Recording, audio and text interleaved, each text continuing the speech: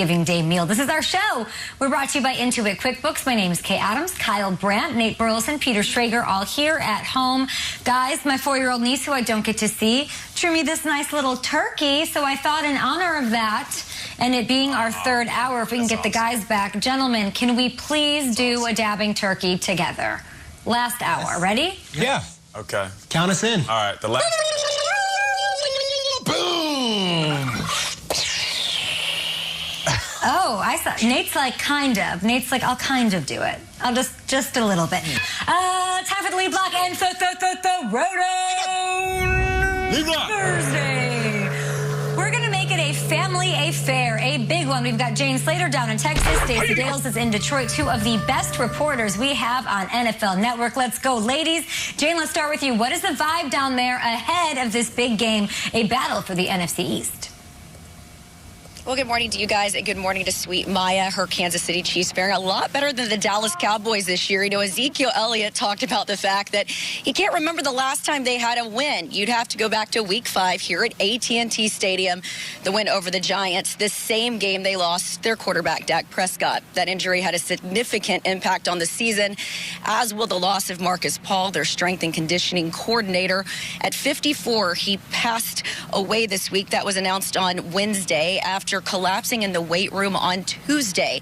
Now, it was Ron Rivera, Washington football team's coach, that told me this has been a tumultuous year, but he's reminded his team that it's an opportunity in front of them, and that's what the Cowboys see. At 7-8-1, Rivera said in 2014, his Carolina team got into the playoffs. This will likely come down to these two unlikely veteran quarterbacks, Andy Dalton and, of course, Alex Smith, but Dalton's going to have to deal with that pass rush. 32 sacks this season, so that's a natural segue for you guys. Who's going to carve it up today? Is it going to be Alex Smith or Andy Dalton?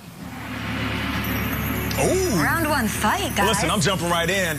And as much as I can appreciate what Alex Smith has done, I just feel like there's a certain rhythm that Andy Dalton has with his offense. Last week, we saw a little bit of it. Now, the numbers might not jump off when it comes to production and passing, over 200 yards, but the 3 touchdowns, just 1 interception, that shows him right there. They're just getting cooking. I mean, Andy Dalton had about 10 or so guys that he was targeting. I mean, that's tough to stop when you have that much variety within your offense. And that man right there, CeeDee Lamb, he's going to have himself a day. I guarantee it.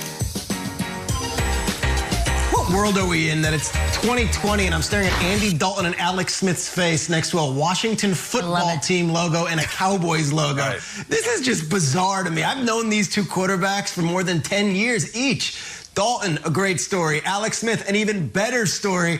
And yet, we're talking about actual football here. I think Andy Dalton's going to have a day today. I really do. I felt like coming out of the injury, coming out of the coronavirus, and now coming out on a national stage and beating the Vikings, Dalton's kind of got his bearings here, and this team is going to be playing a little better.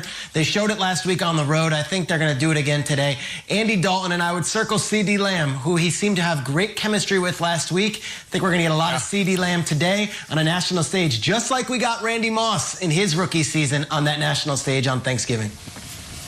There might be some household serving lamb today, past the mint jelly. Look, Alex Smith has gone from terrible story with the injury to incredible story with the comeback, and that was it. The fact that he was back on a team, out there, even on the field, great, it's over, make the movie.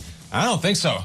I think this movie is still going on. I think Alex Smith, a week from now, maybe tomorrow, is going to be the best quarterback in the NFC East. I really do. Carson Wentz, it's a mess right now. Wow. Daniel Jones, work in progress. Andy Dalton is Andy Dalton. I think Alex Smith is the only proven winner I see in this entire division, and I think he's going to show it. I think he's going to be the best quarterback in the NFC East. Imagine this story for Alex Smith ends with him starting in a home playoff game. Guys, it's trending that way.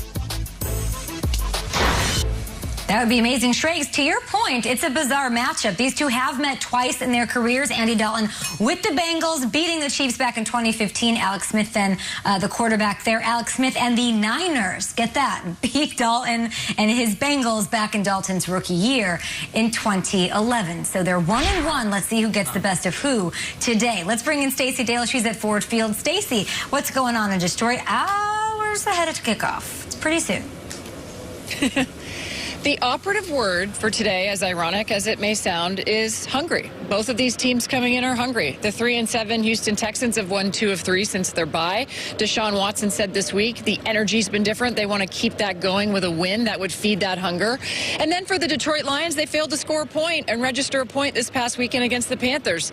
They are hungry to get back on the field and get some points and hopefully get a win. And so when I think about the word hunger, you guys, it is Thanksgiving, right? So I thought it's Throwdown Thursday. Right. Why not share with you guys and the people at home? They have wonderful flavors going through their homes, putting together their meals. So I thought I'd show you what my Thanksgiving Day meal is. Number 1, we've got the golden turkey. All right. Okay, it's gotta be done. Right. That's the first thing on the plate. Number 2, you gotta have a little mash with the potatoes, right? Right. Gravy, okay. Second round gravy is a little heavy-handed at first, so I'm going back for some more mashed potatoes, okay, without the gravy, because I got to watch those calories, because there's more to come. Okay. You can't have Thanksgiving without stuffing, y'all. I mean, especially Heather Dale's stuffing. That would be my mom.